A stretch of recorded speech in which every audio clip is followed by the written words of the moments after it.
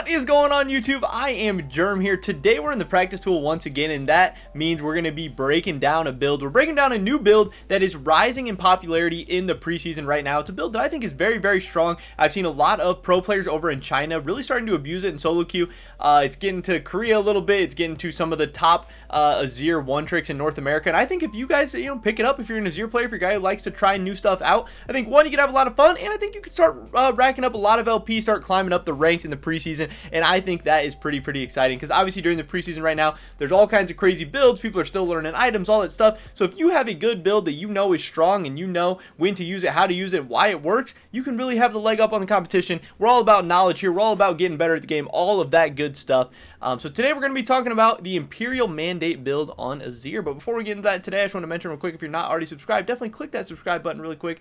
It's fast, it's free, it's easy, it helps you guys stay up to date on all my latest content, and I would appreciate it a ton. We recently hit 5,000 subscribers, but hey, let's keep it going. Let's hit 6, 7, 8, 10, whatever. Again, clicking that subscribe button, I would appreciate it a ton, helps me out. With that being said, here we go. So again, what I was talking about was this new build on Azir that I've been seeing people run recently. Honestly, I got a comment a couple days ago asking me to break down this build. Thought it was really interesting, started looking into it, and yeah, it's pretty cool. There is a lot of people using it right now. There's a lot of people abusing it, and it all centers around this item, Imperial Mandate, being the mythic item that you use. So I know you guys can't really see that. Okay, now you can see it. Imperial Mandate, it gives you 40 AP, 200 health, 20 ability haste, and 100% base mana regen. The passive on is coordinated fire. Abilities that slow or immobilize a champion, deal bonus magic damage, and get marked for 4 seconds. Allied champions damage detonates the mark, dealing additional magic damage on top of that, which scales with your ally's level, and grants you both 20% movement speed for 2 seconds, which that's crazy. Movement speed is so good, obviously. And then 6 seconds per enemy champion mark detonation. And the mythic passive is that it grants all legendary items 15 additional ability power, which is going to be super good as well, because obviously this is a mythic item that's only giving you 40 AP. So being able to get additional AP to make up for that on your legendary items is going to help supplement your damage a little bit. So the build for this is obviously Imperial Mandate into Sorks, and then you're going to be getting a Rylais, because that is how you're going to be proccing the slow or immobilizing thing that you need to get the Imperial Mandate proc. That's how you're going to be getting that on champions. So obviously you're going to hit them with something, and then you're going to get the mark on them, and then if another allied champion comes in and marks them, you're going to get that additional bonus magic damage, and it can really honestly have you doing a lot of damage, and it can be very good. And I've seen Azirs taking this and then still being able to deal the most damage in the game, even with an item like Imperial Mandate, which most people wouldn't expect to be like a huge carry item.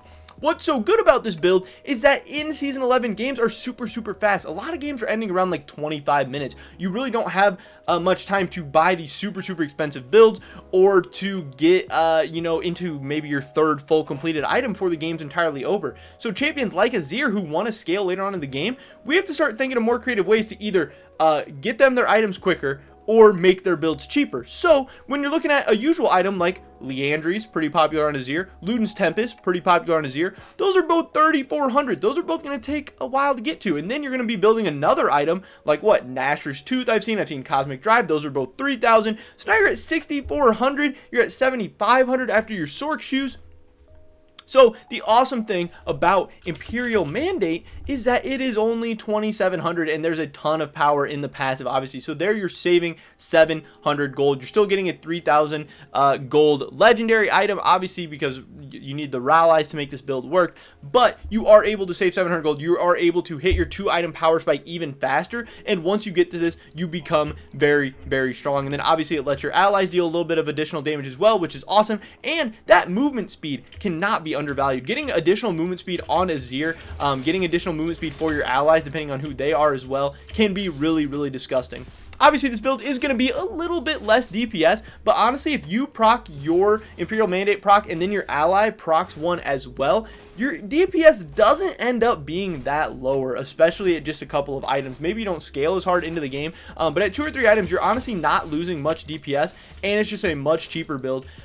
When I see Azir one tricks go on this, they're not going to every single game, but into certain matchups and certain games, it can be very effective. So I think that's super good. I thought this build was really, really interesting. There are some other champions that I've seen this work on as well. I've seen Cassiopeia take this as well, which I think can be super, super good. One, because Cassiopeia does not mind going Rylais, so having that Imperial Mandate into Rylais is super good for her. But then she also has other immobilizing and slowing abilities as well, so she can proc it a ton. Another thing about this build that both Cassiopeia and Azir can benefit from as well is you're getting 200 health from your Imperial Mandate, and you're getting another 350 health from your Rylais, and then Azir can proc the Rylais and slow people from super, super far away. So you honestly become kind of hard to kill. You have an annoying amount of utility and poke and stuff, especially obviously Azir. You can just get super, super annoying. And then, yeah, being harder to kill is going to be really, really good. And then also the 20 ability haste cannot be overlooked. This item is just loaded with good stuff. The mana regen, the ability haste, the health on the Rylais. So much good stuff. Now, yes, Liandry's is a very, very strong item right now. The Luden's Tempest can be really, really good on Azir situationally too. I've seen a lot of people really liking to take Nashor's Tooth on Azir. That can be really, really good. Cosmic Drive definitely has its place on Azir. So there are different options, and again, you should definitely experiment with different builds, try different things in different situations and different matchups, see what works for you. Be looking at all these different Azir one tricks and stuff, because again, we have a patch coming out tomorrow, so a lot of stuff is going to change and move around, and maybe this won't be that great of a build for a long time, or maybe it will be outshadowed very, very soon, especially in the preseason where champions builds are being changed all the time. It seems like there's like a hot patch a couple times a week, and there's all this craziness going on. But definitely don't be afraid to experiment, and just know that this build is one of the options. This build is on the table. People are going this build in high elo in pretty much every region. Again, professional players are playing this in China. There are professional players and high elo players playing it in Korea. There is Azir one tricks playing it in Europe and North America right now. This is a good build. It is strong, and again, it maybe doesn't seem that great at first, just because of Imperial Mandate. You look at it, you're like, oh, 40 ability power, that doesn't sound great.